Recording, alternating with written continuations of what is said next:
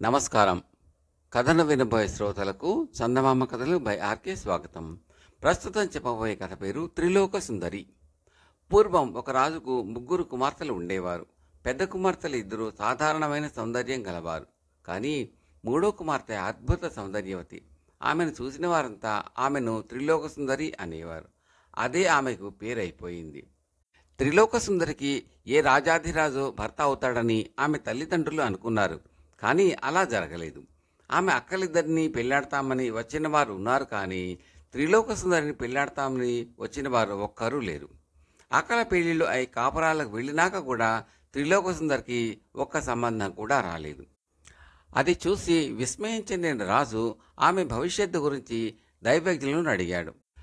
వాళ్ళు ఆమె జాతకం పరిశీలించి కొంత తప్పుగా గురించి, మహారాజా, ఈమెకు కులీనులైన రాజెవ్వరూ భూలోకంలో పెళ్లాడే యోగం లేదు.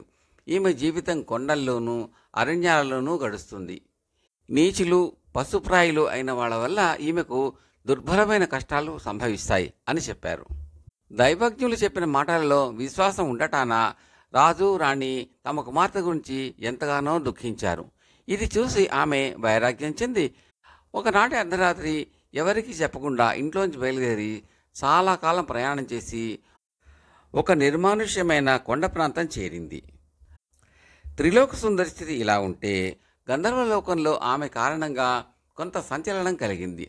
త్రిలోక సుందరి అనే బిరుదు గల ఒక గంధర్వ రాణి ఒకటి ఉన్నది. దేవతలలో అన్ని తెగలవారు ఆమెను మించిన సౌందర్యవతి 3 లోకాలలోనూ లేదని అంగీకరించారు. ఆమెకు నవమన్మధుడు అని ఒక కొడుకు ఉండేవాడు. దేవగణాలలో వాడి వంటి అందగాడు కూడా మరొకడు లేడు. మామూలు మనుషులలో త్రిలోక సుందరి అనే ఒక పిల్ల ప్రసిద్ధికెక్కడం గంధర్వరాణి విన్నది. ఆ పిల్ల అందాన్ని గురించి తెలుసుకురమ్మని ఆమె అనేక మంది గంధర్వులను పంపింది. వారు త్రిలోక సుందరిని చూసి వచ్చి, దేవి, ఆ మానవకన్య సౌందర్యం నీ సౌందర్యానికి ఏమాత్రమూ తీసిపోదు.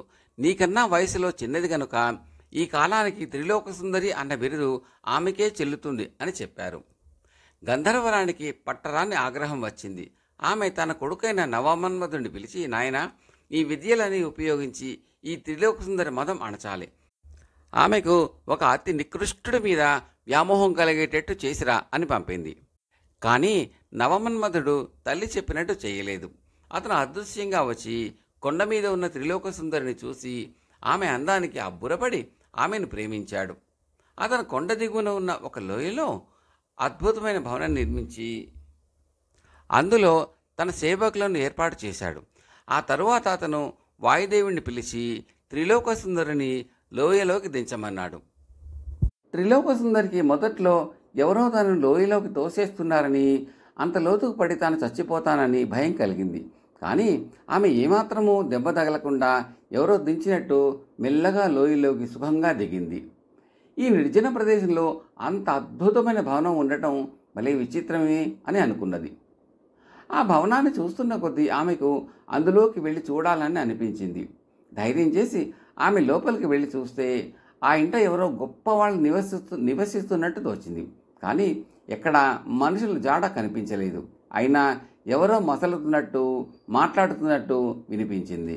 అదృశ్య వ్యక్తులు ఆమె కోసం భోజనం వడ్డించారు, పాటలు పాడారు. ఆమె నిశ్చింతగా భోజనం చేసి చీకటి పడుతూ ఉండటం చేత వెళ్ళి పడుకున్నది. ఈ ఏర్పాట్లన్నీ త్రిలోక సుందరి కోసం నవమన్మధుడే చేశాడు. గాఢాంధకారంలో అతను ఆమె వద్దకు వచ్చి గాంధర్వ విధిలో ఆమెను భార్యను చేసుకుని తెల్లవారక ముందే వెళ్ళిపోయాడు. అటు తర్వాత రోజు ఇలాగే జరుగుతూ వచ్చింది. ఆమెకు తన భర్త ఎలా ఉంటాడో తెలియదు, తనకు సపర్యలు చేసేవారు ఎవరో తెలియదు. కానీ ఆమెకు జీవితం చాలా ఆనందంగానే గడుస్తున్నది. ఈలోపుగా త్రిలోక సుందరి కోసం ఆమె తల్లిదండ్రులు మహా ఏడ్చారు. తమ చెల్లెళ్ళ అడవుల పాలే ఉందని విని ఆమె అక్కలు శోకాలు పెడుతూ పుట్టింటికి వచ్చి తల్లిదండ్రులను ఓదార్చారు. ఆ రాత్రి నవమన్మధుడు త్రిలోక సుందరితో, ప్రేయసి, నీకు గొప్ప ప్రమాదం రానున్నది. నీకోసం నీ అక్కలు ఆ కొండ మీదికి వస్తారు, శోకాలు పెడతారు. నువ్వు వారికేసి చూడకు, వారి శోకాలు వినకు. అలా అయితేనే నీకు క్షేమం అని హెచ్చరిక చేశాడు. త్రిలోక సుందరి సరేనన్నది. కానీ ఆ రాత్రి గడిచి అతను వెళ్ళిపోయి తెల్లవారినాక ఆమెకు దుఃఖం తన్నుకు వచ్చింది. ఆమె ఇన్నాళ్లు ఒంటరి జీవితమే గడుపుతూ ఉన్నది. ఆమెకు తోటి మానవులను చూసి ఎంతో కాలమైంది. ఇంతకాలానికి తన అక్కలు తన కోసం ఏడుస్తూ రాబోతున్నారట. వారిని ఓదార్చి వాళ్ళతో మాట్లాడి తన క్షేమ సమాచారం అన్నా చెప్పుకోవలసానికి లేదా? బతికున్నన్నాళ్ళు తాను ఇలా ఖైదీగా ఉండవలసిందేనా? ఇలా అనుకుంటూ ఆమె ఆ రోజల్లా స్నానం చేయలేదు, భోజనం చేయలేదు. ఆ రాత్రి నవమన్మధుడు వచ్చేసరికి ఆమె ఘోరమైన దుఃఖంతో కుమిలిపోతున్నది. సుందరి, ఎందుకు నీకు ఈ విచారం? ఇలా ఏడుస్తూ నాతో సుఖంగా ఎలా కాపురం చేయగలవు? పోని నీ ఇష్టం వచ్చినట్టే చెయ్యి, కానీ తర్వాత నువ్వు పశ్చాత్తాపపడి నేను నువ్వు చెప్పింది నిజం అని గుర్తిస్తావు అన్నాడు. తన అక్కలు తన గురించి ఏడుస్తూ వచ్చినట్టయితే వారిని ఓదార్చి వారితో ముచ్చట చెప్పుకోవటానికి అనుమతి ఇవ్వమని త్రిలోకసుందరి తన భర్తను ప్రార్థించింది. అలాగే చెయ్యి, కావాలిస్తే వాళ్లకు నీ ఇష్టం వచ్చినంత బంగారము, మణులు, బహుమానం కూడా చెయ్యి, కానీ వాళ్ళ దిక్కుమాలిన సలహాలు మాత్రం వినకు. ముఖ్యంగా నన్ను గురించి, నా అవతారం గురించి వాళ్ళు తెలుసుకోగోరతారు. వాళ్ళు చెప్పినట్టు చెయ్యకు. చేస్తే నేను నీకు దక్కకుండా పోవచ్చు. అంతటితో నీకు దుర్భరమైన కష్టాలు కూడా సంభవిస్తాయి అని నవమన్మధుడు ఆమెతో అన్నాడు. ఈ మాటతో ఆమె హృదయం తేలికపడింది. ఆమె తన భర్తతో, నా ప్రాణమైనా వదులుకుంటాను కానీ మిమ్మల్ని వదులుకుంటానా? మిమ్మల్ని ఎంతగా ప్రేమిస్తున్నానో మీరెరుగరు. నాకు ఒక ఉపకారం చెయ్యండి. నా అక్కలు కొండ మీదికి వస్తే వారిని వాయుదేవుడు లోయలోకి దించే ఏర్పాటు చెయ్యండి అన్నది. తనకు ఇష్టం లేకపోయినా నవమన్మధుడు ఆమె పైగల మమకారం కొద్దీ ఆమె కోరినట్టు చేయడానికి అంగీకరించాడు. తెల్లవార వస్తూ ఉండగా రోజులాగే అతను వెళ్ళిపోయాడు. ఆ రోజే ఆమె అక్కలు కొండకు దారి తెలుసుకుని దాని మీదకు వచ్చారు. అక్కడ చెల్లెలు కనిపించకపోయేసరికి వాళ్ళు రొమ్ములు బాదుకుంటూ, అయ్యో చెల్లెలా, త్రిలోకసుందరి ఏమైపోయావే, నీకెన్ని పాటలు వచ్చాయే అని కొండలు మారుమోగేటట్టు గట్టిగా శోకాలు పెట్టసాగారు. అక్కల కంఠాలు వినగానే త్రిలోకసుందరికి ప్రాణం లేచి వచ్చినట్టయింది. ఆమె భవనం వెలుపలకు పరిగెత్తుకుంటూ వచ్చి, ఎందుకు ఆ శోకాలు? నేనిక్కడే నిక్షేపంలా ఉన్నాను, నన్ను వచ్చి కౌగిలించుకోండి అని వారిని కిందకి దించమని వాయుదేవుని ప్రార్థించింది. వెంటనే వాయుదేవుడు అక్కలను త్రిలోకసుందరి ముందు దించాడు. ఆమె తన వారిని తన భవనంలోకి తీసుకుపోయి తనకు గల సౌభాగ్యాన్ని వారి కళ్ళారా చూపించింది. అదంతా చూడగానే అక్కలకు వల్లమాలని ఈర్ష్య పుట్టుకొచ్చింది. వారు ఆమె భర్త గురించి గుచ్చి గుచ్చి ప్రశ్నించారు. త్రిలోకసుందరి తన భర్త చేసిన హెచ్చరిక గుర్తుంచుకుని తన భర్త యువకుడని, అందగాడని, అతను వ్యవసాయంలోనూ వేటలోనూ కాలం వెళ్ళబుచ్చుతాడని నోటికి వచ్చినట్టు అబద్ధం చెప్పి ఇక వారిని ఎక్కువసేపు అక్కడ ఉండనివ్వటం తనకే ప్రమాదమని గబగబా వారికి బంగారము, రత్నాలు, కానుకలిచ్చి వారిని కొండ మీదికి చేర్చమని వాయుదేవుడికి చెప్పింది. అక్కలు కొండ ఎక్కి ఇంటికి పోతూ తమలో తాము తమ చెల్లెలి ఐశ్వర్యాన్ని తలుచుకుని విషం కక్కుకున్నారు. అడవుల పాలైన దానికి ఇంత ఐశ్వర్యమా? తమ చెల్లెలికి ఎంత పొగరెక్కింది? ఇంత సంపద పెట్టుకుని తమకు ఇంత ముష్టి వేసి తాము పోతామనకుండానే గబగబా ఇంటి నుంచి సాగనంపింది. మనం ఎలాగైనా దీని పొగరు అణచాలి. అది ఇచ్చిన ఈ వాయనాలు ఎవరికీ చూపవద్దు. అసలు మనం దాన్ని చూసినట్టుగా కూడా ఎవరికి చెప్పద్దు. పుట్టింటికి వెళ్లకుండా మనం మన ఇళ్లకు పోయి మన చెల్లెళ్ళు అంతు తెలిసి ఉపాయం ఆలోచించి మరొకసారి వద్దాం అని అక్కా చెల్లెళ్ళిద్దరూ తీర్మానించుకున్నారు. వాళ్ళు జుట్టు పీకుని పెద్ద పెట్టెను ఏడుస్తూ తమ తల్లిదండ్రులకు ముఖం చూపించి తమ తమ ఇళ్లకు వెళ్ళిపోయారు. వాళ్ళు వెళ్ళిపోయిన తర్వాత ఒక రాత్రి నవమన్మధుడు తన భార్యను మరొకసారి హెచ్చరిస్తూ, నీ అక్కలు ఆడతోడేళ్ళు, వాళ్ళు నీ వినాశానికి పథకం వేస్తున్నారు. వాళ్ళ పథకం పారకుండా చేయకపోతే నీకు అష్టకష్టాలకు తప్పవు. నేను ఎలా ఉంటానో చూడమని వాళ్ళు నిన్ను ప్రోద్బలం చేస్తారు. కానీ నేను నీకు ఒకసారి కనిపించానో అదే ఆఖరి చూపు. నువ్వు ఇప్పుడు గర్భవతివి కూడాను. ఈ దశలో నన్ను పోగొట్టుకోవటం నీకు ఎంత అపాయకరమో ఆలోచించుకో, జాగ్రత్త అని చెప్పాడు. త్రిలోకసుందరి కంటతడి పెట్టుకుంటూ, నేను మీ ఆజ్ఞలను ఏమాత్రం ఉల్లంఘించలేదు, ఇక ముందు కూడా ఉల్లంఘించను. మిమ్మల్ని చూసే ప్రాప్తి నాకు లేనే లేదు. మా అక్కలనైనా చూసి ఆనందిస్తాను. వాళ్ళు మళ్ళీ కొండ మీదకి వస్తే దించమని వాయుదేవుడికి చెప్పండి. ఆ పైన నేను గుడ్డిదాన్నే అనుకుని తృప్తి పడతాను అన్నది. నవమన్మధుడు ఆమె కళ్ళు తుడిచి ఓదార్చి ఆమెను కౌగలించుకున్నాడు. తిరిగి తెల్లవారిలోపుగా అతను వెళ్ళిపోయాడు. తెల్లవారగానే అక్కలు మళ్ళీ కొండ మీదకి వచ్చి తొందరలో లోయలోకి దూకేశారు. మధ్యదారిలో వాయుదేవుడు వారిని పట్టుకుని క్షేమంగా దించాడు. వాళ్ళు గబగబా భవనంలోకి ప్రవేశించి ఆనందం అభినయిస్తూ త్రిలోకసుందరిని కౌగలించుకుని, కొంచెం ఒళ్ళు చేసినట్టున్నావే చెల్లెలా, ఏమిటి కడుపా ఏమిటి? తొందరలోనే మన్మధులు లాంటి పిల్లవాడిని కను అన్నారు. ఈ మాటలతోనే త్రిలోకసుందరి హృదయం పొంగి పొర్లింది. ఆమె వారికి కమ్మని పిండి వంటలతో భోజనం పెట్టింది. వాళ్ళు విశ్రాంతి తీసుకుంటూ అసలు విషయానికి వచ్చి తమ చెల్లెలి భర్త ఎలాంటివాడు అని గుచ్చి అడగసాగారు. అమాయకురాలైన త్రిలోక సుందరి కిందటిసారి తాను చెప్పింది ఏమిటి గుర్తుంచుకోక తన భర్త నడివయసువాడని, జుట్టు అక్కడక్కడా నిరుస్తున్నదని, అతను గొప్ప ధనికుడని, వర్తకుడని, వ్యాపారం చేస్తూ ఉంటాడని అన్నది. ఇలా అని తన అక్కలకు దొరికిపోయింది. వాళ్ళు వెంటనే ఆమె మనసులో విషం నూరిపోశారు. అయ్యో చెల్లెలా, నువ్వు ఎంత అమాయకురాలివే, నీ భర్త ఎవరో కూడా నీకు తెలియదు. అందరికన్నా నీ క్షేమం హెచ్చుగా కోరే మా దగ్గరే అబద్ధాలాడుతున్నావు. నీ జాతకంలో నీ కాబోయే భర్త అధమాధముడు అని రాసి ఉన్నదేమో, వాడు ఏ సర్పరాజు కూడా నీకు తెలియదు. నిన్ను ఈ సుఖ సంపదలతో కొంతకాలం మభ్యపెట్టి వాడు మోజు తీరినాక నిన్ను గుట్టుక్కన మింగేస్తాడు. అయ్యో నీ గతి ఏం కానున్నదే తల్లి అని వాళ్ళు మళ్ళీ శోకాలు పెట్టారు. అక్కల మాటలు వింటూనే త్రిలోక సుందరికి దడ పుట్టుకొచ్చింది. వాళ్ళు తన క్షేమం కోసం ఆరాటపడుతున్నట్టుగా ఆమె పూర్తిగా నమ్మింది. వాడు సూచించిన ప్రమాదం సంభవమేనని ఆమెకు అనిపించింది. ఎందుచేతనంటే తాను తన భర్త వాస్తవ రూపం ఇప్పటి వరకు చూడలేదు. అదీకాక అతను తన అక్కల మీద ఎంతో కసిగా మాట్లాడుతూ వస్తున్నాడు. అందుకు కారణం ఏమై ఉంటుంది? వాళ్ళు తనకు రాబోయే అపాయం గురించి హెచ్చరిస్తూ ఉండడమే అయి ఉంటుంది. కొత్తగా పుట్టిన ఈ కంగారులో ఆమె తన అక్కలతో తాను తన భర్తను ఇంతవరకు చూడనే లేదని చెప్పేసింది. ఆమె మనసు బాగా చెదిరి ఉన్నదని గ్రహించి వాళ్ళు ఆమెకు చేయవలసిన దుర్బోధలు అన్నీ చేసేశారు.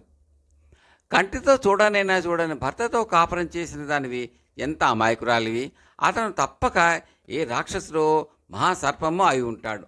అందుచేత ఏం చేస్తావంటే ఒక కత్తికి బాగా పదును పెట్టి సిద్ధంగా ఉంచుకో. రాత్రిపూట నీ మంచం కింద ఒక దీపం దాచిపెట్టు. నీ భర్త నిద్రపోగానే ఒక చేత కత్తి పట్టుకుని రెండవ చేత దీపం పట్టుకుని నీ భర్త మెడ మీద బలం కొద్దీ ఒక్క వేట నరికెయ్యి. ఏ మాత్రం తట్టపటాయించినా నువ్వు మాకు దక్కవు అన్నారు అక్కలు.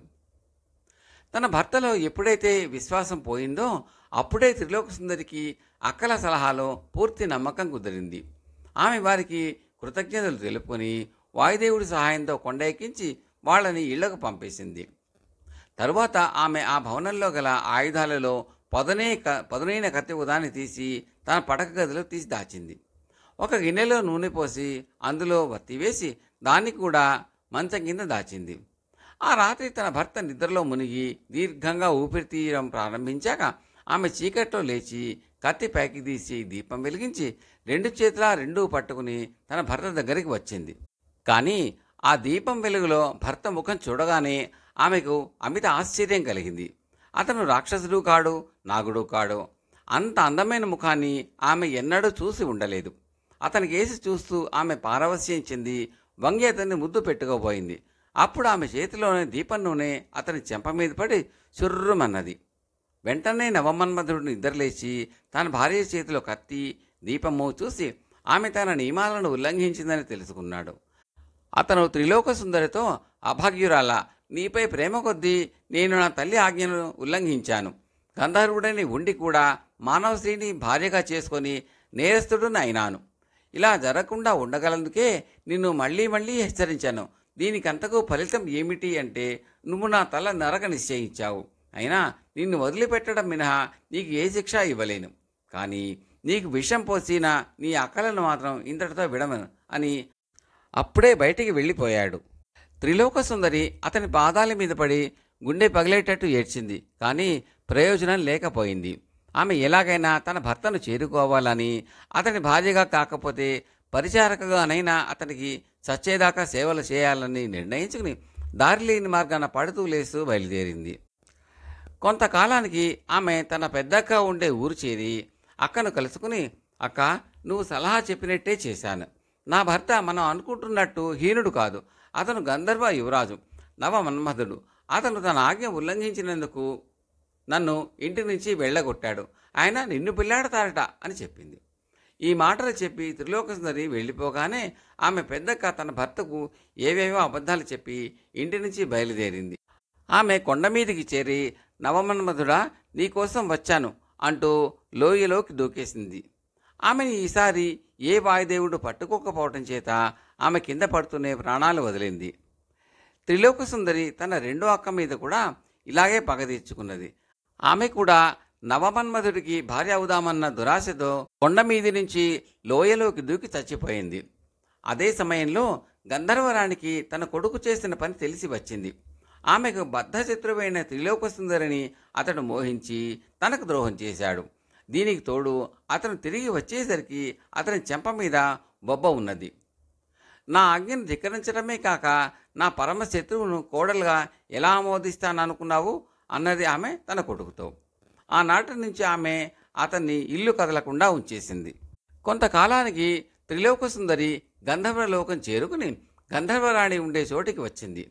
గంధర్వరాణి భటులు ఆమెను పోల్చుకుని ఆమెను పట్టుకుని గంధర్వరాణి వద్దకు లాక్కొచ్చారు. అత్తగారి అడుగులకు మడుగులు వత్త వచ్చావా, లేక ముఖం కాలి బాధపడుతున్న నీ మొగుడిని పరామర్శించవచ్చావా అని త్రిలోకసుందరిని నానా హింసలో పెట్టమని ఆమె తన నౌకర్లను ఆజ్ఞాపించింది. నవమన్మధుడు త్రిలోకసుందరిని చూచి జాలిపడ్డాడు. తన తల్లి ఆమెను రోజు హింసలు పెట్టుతూ ఉండడం చూసి అతను భరించలేకపోయాడు. అదే కాక అతను త్రిలోకసుందరి వియోగాన్ని భరించలేని స్థితికి వచ్చాడు. అందుచేత అతను తల్లి లేని సమయంలో తిన్నగా దేవేంద్రుడి వద్దకు వెళ్ళి తన కథ అంతా చెప్పి తన తల్లి తన భార్యకు చేస్తున్న దురన్యాయాన్ని గురించి ఫిర్యాదు చేశాడు. వెంటనే దేవేంద్రుడు సభ ఏర్పాటు చేసి ఆ సభకు గంధర్వరాణిని, నవమన్మధుని, త్రిలోకసుందరిని పిలిచి గంధర్వరాణి ప్రవర్తనకు సంజాయిషి అడిగాడు. గంధర్వుడైన నా కొడుకు మనుష్య మాతృరాలిని ఎలా భార్యగా చేసుకుంటాడు? మనుషులకు దేవతలకు తేడా లేదా? వారిద్దరికీ పిల్లలు పుట్టితే వారెవరవుతారు? వాళ్లకు ఏ లోకంలోనూ చోటు ఉంటదే అన్నది గంధర్వరాణి. అదొక పెద్ద సమస్య కాదు. ఈ పిల్లల చేత అమృతం తాగించి దైవత్వం ఇద్దాం అంటూ దేవేంద్రుడు అమృతం తెప్పించి త్రిలోకసుందరి చేత తాగించాడు. అంతటితో పోనివ్వక దేవేంద్రుడు నవమన్మధుడికి, త్రిలోకసుందరికి దేవలోకంలోనే తన ఎదుట వివాహం జరిపించి వారిద్దరి దాంపత్యానికి ఎలాంటి ఆక్షేపణ లేకుండా చేశాడు. అప్పటికే గర్భవతిగా ఉన్న త్రిలోకసుందరి దేవతా అంశ గల ఒక కొడుకును కన్నది. అంతా సుఖంగా ఉన్నారు. కథ సమాప్తం.